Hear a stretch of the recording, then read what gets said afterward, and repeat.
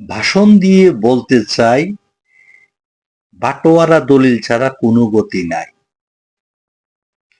আজকে আমি আপনাদেরকে বাটোয়ারা দলিল নিয়ে বলবো। বাটোয়ারা দলিল কি? ওয়ারিশান সম্পত্তির মধ্যে যদি ওয়ারিশ থাকে, তাহলে ওই ওয়ারিশদেরকে নিয়ে বাটোয়ারা দলিল করতে হবে। বর্তমান যুগে এই সমস্যাটা বেশি দেখা যাচ্ছে। যদি একজন লোক মারা যায়, তাহলে তার ওয়ারিশরা পরবর্তীতে যখন নামজারি করতে যায়, তখন নামজারি করতে চায় না, কারণ ওদের কে কত অংশ পাবে সেটা নির্ধারিত না। সেজন্য কি করতে হবে? বাটোয়ারা দলিল করতে হবে যার যার অংশ অনুসারে। তাহলে কি হলো?